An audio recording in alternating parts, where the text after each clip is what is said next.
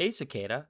I was wondering, what is it with those hay bales on the outside of the farm? Those would be for the one that keeps us all here. Go figure. Some sort of meaning behind it? Well, hay it on me. That I can do. Also, make a pun like that again, and I will make you into ground beef. The thing that stalks the fields. Written by David Fueling. Narrated by Cicada. It was a few weeks ago that the hay bales started creeping slowly away from the house. Every morning when I wake up, each had moved a few hundred feet from where it was before.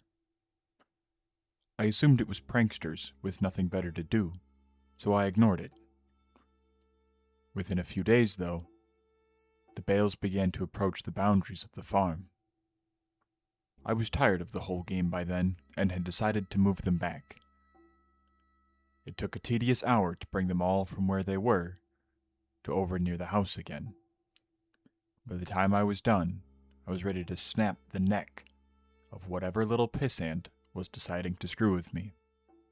The next morning, I found each and every one of my horses messily decapitated. The smell was what woke me. Each one was slumped over against the side of its stall. There were no signs of the heads.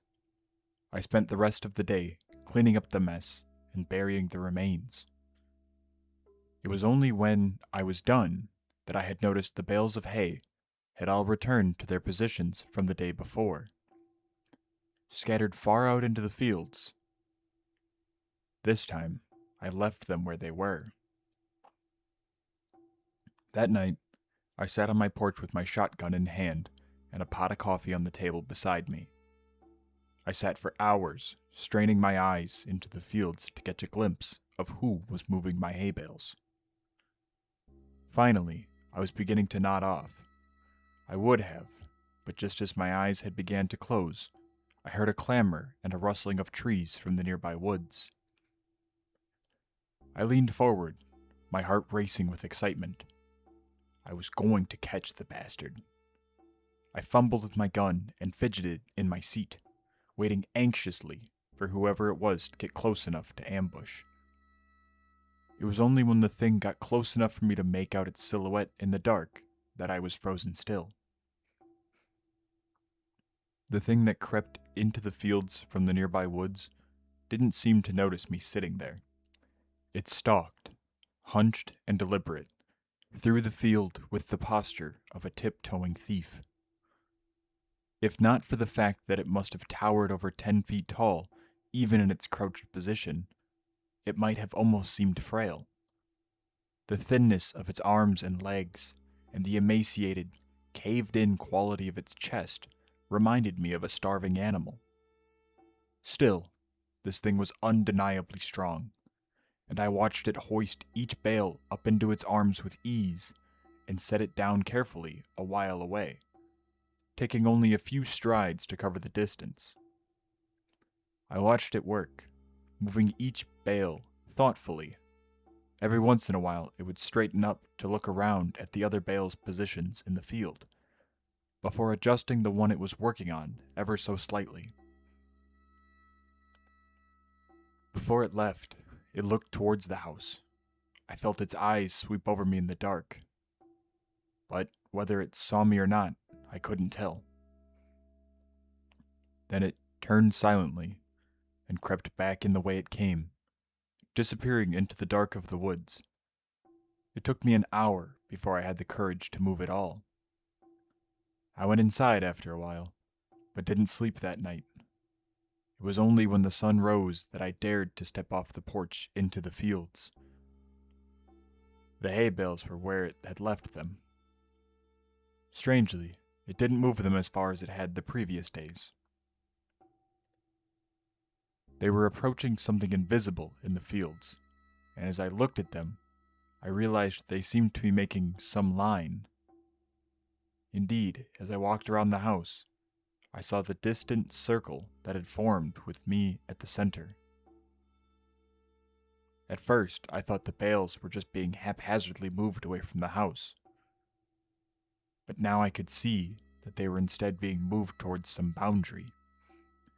The thing was sending me a message. I slept uneasily that night, and only because I was exhausted. The next morning, the bales hadn't moved at all. They didn't move at all for the rest of the week, in fact. They were finally where the thing wanted them. I made myself sick trying to interpret them. Why would this thing spend so much energy moving my hay bales, and threaten me with such violence should I try to interfere? Killing my horses was just that, a threat, an intelligent threat at that. It knew what would scare me, and it knew I would understand the implications. The sound of an automobile working its way along the road to my farm one morning gave me a little rush of excitement. I'd been planning to abandon the farm since I saw the thing, but I couldn't hope to leave on foot without risking it treating me like it treated my horses. But if I could get in the car with whoever was coming my way, I might be able to escape it before it could stop me. I didn't know or care who it was. I decided the moment they stopped the car, I would jump in the passenger seat and tell them to get the hell out of there. I didn't get the chance. The car worked its way slowly along the road, trundling across the uneven ground. I urged it silently to hurry. It was when it passed between the two bales placed on either side of the road that I began to hear a booming clatter from the woods. The thing burst suddenly from between the trees, sprinting on all four of its terrible, gangly limbs towards the car. Within a few seconds it was there, pouncing on the automobile like a predatory cat. Within moments, it was picking and peeling the vehicle's steel frame apart, working to get at the driver. The man, whoever he was, screamed all the while, and I could hear him even over the crunching of metal and shattering of glass. It was only when the thing crushed him carelessly in its hands that he stopped screaming. It tossed him away and straightened up to look at me again. In the sunlight, I could see the inhumanity of it. It was composed entirely of something awful and alive, which was lashed together in a messy semblance of a human form. Whatever it was made of looked so polished and hard that if it weren't for the minute writhing of the stuff, I'd think it was made of granite. The thing retreated back into the woods, and I was left to my shock.